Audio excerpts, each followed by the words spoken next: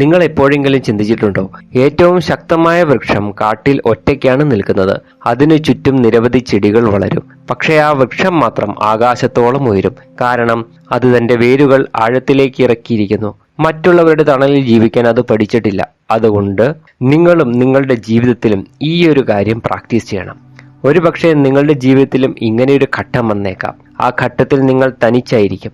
അത് ശിക്ഷയല്ല, അത് നിങ്ങളുടെ ഉയർച്ചയ്ക്കാണ്. കാരണം ഒറ്റപ്പെടൽ എന്നത് നിങ്ങളുടെ ഉള്ളിലെ അഗ്നിയെ കത്തിക്കാനുള്ള കാറ്റാണ്.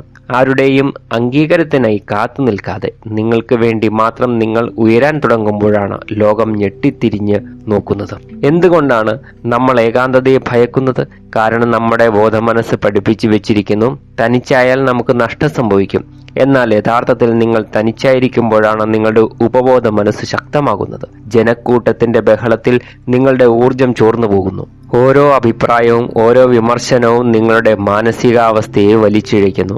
എന്നാൽ നിശബ്ദതയിൽ നിങ്ങളുടെ ശ്രദ്ധ പൂർണ്ണമായും അകത്തേക്ക് തിരിയുന്നു.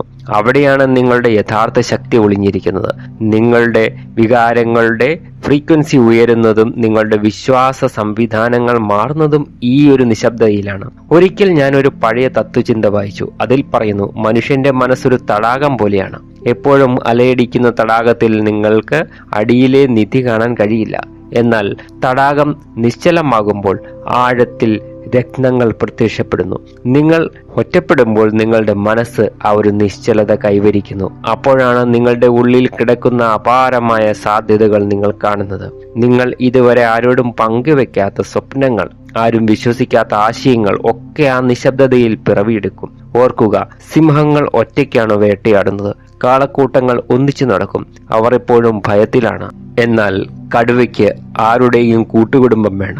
അവന്റെ ആത്മവിശ്വാസം അവന്റെ കൂടെയുണ്ട്. നിങ്ങളും അങ്ങനെ തന്നെ.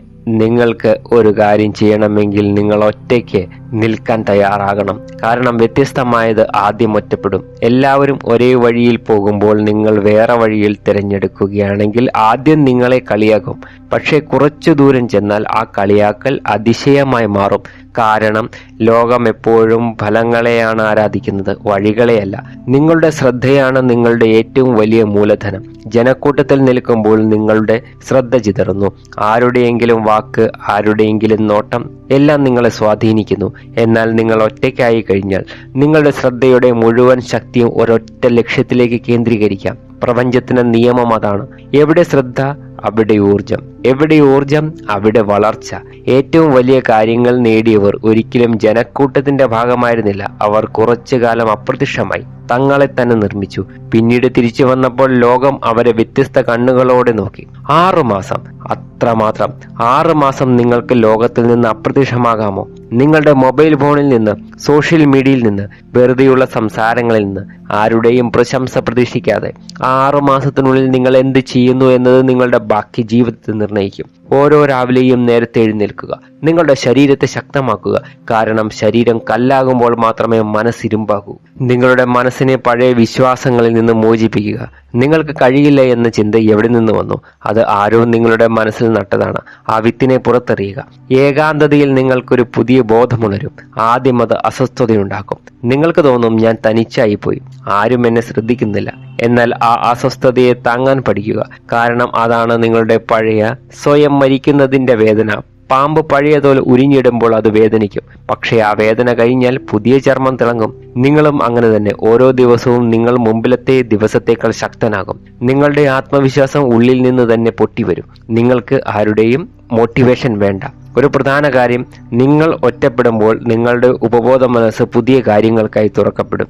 നിങ്ങൾ ദിവസവും ഉറങ്ങുന്നതിന് മുൻപ് നിങ്ങളുടെ ലക്ഷ്യത്തെക്കുറിച്ച് ചിന്തിക്കുക. അതിന്റെ ചിത്രം മനസ്സിൽ വരയ്ക്കുക. ആ ചിത്രത്തിലേക്ക് നിങ്ങളുടെ വികാരങ്ങളെ ഒഴുക്കുക. സന്തോഷം, നന്ദി, പ്രതീക്ഷ ഇവ നിങ്ങളുടെ വൈബ്രേഷനെ ഉയർത്തും. ഉയർന്ന വൈബ്രേഷനിൽ പ്രപഞ്ചം നിങ്ങളുമായി സഹകരിക്കാൻ തുടങ്ങും. അത് ശാസ്ത്രമല്ല, അത് ബോധത്തിന്റെ ഭാഷയാണ്. നിങ്ങൾ എന്താണോ ആന്തരികമായി അനുഭവിക്കുന്നത്, നിങ്ങളുടെ ബാഹ്യലോകം അതിനെ പ്രതിഫലിപ്പിക്കും. അതുകൊണ്ടാണ് നിങ്ങൾ ഏകാന്തതയിൽ നിങ്ങളുടെ വികാരങ്ങളെ ശുദ്ധമാക്കേണ്ടത്. നിങ്ങളെ ചുറ്റിപ്പറ്റിയുള്ള ശബ്ദങ്ങളിൽ നിന്നകലുമ്പോൾ നിങ്ങളുടെ അന്തസത്തയുടെ ശബ്ദം കേൾക്കാൻ തുടങ്ങും. ആ ശബ്ദത്തെ അവഗണിക്കരുത്. നിങ്ങൾക്ക് ഏത് വഴിയെ പോകണമെന്ന് ആ ശബ്ദത്തിനറിയാം. കാരണം അത് നിങ്ങളുടെ ആത്മാവിന്റെ ശബ്ദമാണ്. പലപ്പോഴും നമ്മൾ ബാഹ്യമായ നിർദ്ദേശങ്ങൾ കേട്ട് ആ ശബ്ദത്തെ അടക്കി മൂടുന്നു. ഇത് പറ്റില്ല, ഇത് അപകടകരമാണ്, നീ ഇതുവരെ അങ്ങനെ ചെയ്തിട്ടില്ല.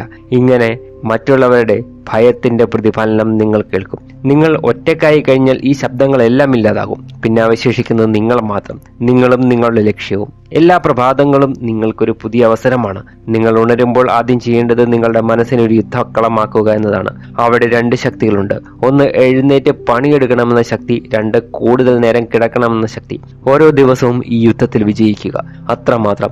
ആദ്യത്തെ വിജയം നിങ്ങൾക്ക് ബാക്കി ദിവസത്തെ ഊർജം തരും. നിങ്ങളുടെ ശരീരത്തെ ചലിപ്പിക്കുക. ഓട്ടം, വ്യായാമം, ശ്വാസം നിയന്ത്രിക്കൽ. ശരീരത്തിലെ ഓരോ കോശങ്ങളിലേക്കും ഓക്സിജൻ എത്തുമ്പോൾ നിങ്ങളുടെ ചിന്തകളും വ്യക്തമാകും. അച്ചടക്കം എന്നതൊരു ശീലമല്ല, അതൊരു ആരാധനയാണ്. നിങ്ങളുടെ ഭാവിയോടുള്ള ആദരവാണ്. മനസ്സിനെ പഴയ രീതികൾ മാറ്റുക. നിങ്ങൾക്ക് ചിലപ്പോൾ നിങ്ങളോട് തന്നെ ഇങ്ങനെ തോന്നിയേക്കാം, ഞാനൊന്നും നേടുന്നില്ല. ആ സമയത്താണ് ഏറ്റവും കൂടുതൽ ക്ഷമ വേണ്ടത്. കാരണം വളർച്ച എപ്പോഴും രഹസ്യമായാണ് സംഭവിക്കുന്നത്. വിത്ത് മണ്ണിനടിയിൽ കിടന്ന് മുളയ്ക്കുന്നത് നമ്മൾ കാണുന്നില്ല.